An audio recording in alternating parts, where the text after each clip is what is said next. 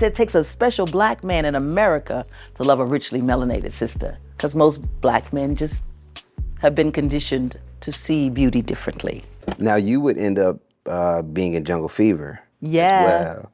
And I noticed with a few of your pieces, there's like societal topics attached. Yeah. That And so was this was improv. interracial. Come again? That was improv. Wow. That was Spike standing on the steps, because we were trying to do his script, and it was stilted and not flowing. So Spike says, "Yo, Phyllis, do your stuff about," and just let us flow, So the scene that was later called the War Council scene, that was just us talking and Spike trusting me to lead the conversation and trusting the actors to improv, because everybody on the set was an actor, a real actor. So Lynette McKee, there was one sister that really was a model, and Veronica, I think, is her name. But Pam, I want to say Amos, Pam Tyson, Pamela Tyson. Oh my goodness, her name is escaping. Teresa Randall, like I said, Lynette McKee, myself. We were actors, and so improv was something that we were comfortable. And Spike trusted me enough by telling me, scream from the steps, "Yo, Stickney, do this, go here, talk about that." And so that scene was improv. And that conversation dealt with why black men were choosing white women. And at first they were picking lighter skinned women, and now they're going the full gusto, I believe was the line. Fast forward to now, a lot of different races are mixing. Black women are now dating white men a little bit more. What is your perspective now in looking at that previous conversation? Do you still think that black men should be with black women, or is it love is love? There's so many perspectives. I have, grown up. I still know there was someone that was very powerful in the industry that happened to be Caucasian that was attracted to me. And I remember telling him, "This is still, you're still the oppressor." Dang. And I remember them setting up an audition for me once with one of the top casting agents without my request. But he was fascinated by the people that I knew. Ed Bullins, who was the Minister of Information for the Black Panther Party. And so the conversations that we would have were always about people that I knew, which I thought was so funny. Long story short, when I went to this audition for this casting agent, one of the last questions that she asked me was, "How do you know so-and-so?" And that moment was when I said I'm right in my decision. I could never do this because I won't be cast. It'll always be said, "Oh, she got cast because she's so-and-so's girl." Right. Or she's so-and-so's piece. Right. And I knew that I was talented, that I was gifted. So personally, that was something that I chose not to do. It was never attractive to me in the same way. The brothers are trying to be all too fine. I can get too many different, variations on a theme. So for me, I think that if we really are honest about it, it's about status. And even though black men may not understand it that way, there's a conditioning.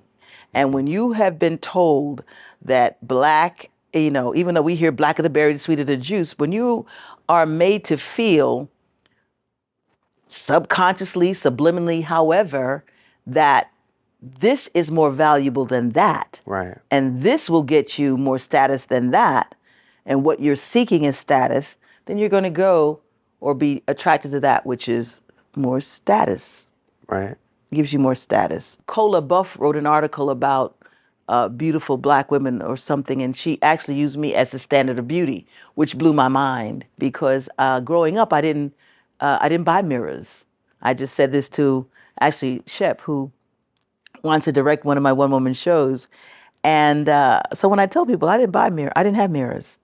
If it wasn't there when I moved into the house or apartment, that was it. I didn't buy mirrors. It only mattered how I felt. If I felt that my fit was on point, Selah. If I felt beautiful and powerful and sensual or sexy, Selah. I never saw beauty reflected in my mirror image at that time. Because I was told, and I made jokes about that. Growing up in high school, I didn't have a boyfriend.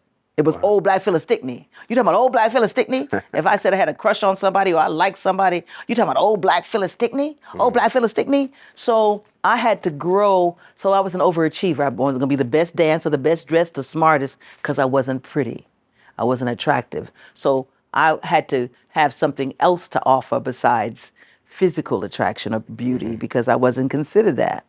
The first time a man said anything about my physical beauty or thinking I was pretty, that it made, I'm not cousins and friends. I was in 30th Street Station, Pennsylvania, and I was rushing to a train track, and a black man said, "May I say something to you?" And I already had this, that's where the sharp tongue was developed. Defense mechanism, you try to come for me. What? So I was ready. What? And he said, "You are a beautiful black woman." Well, I didn't have a comeback for that. No one had ever told me that.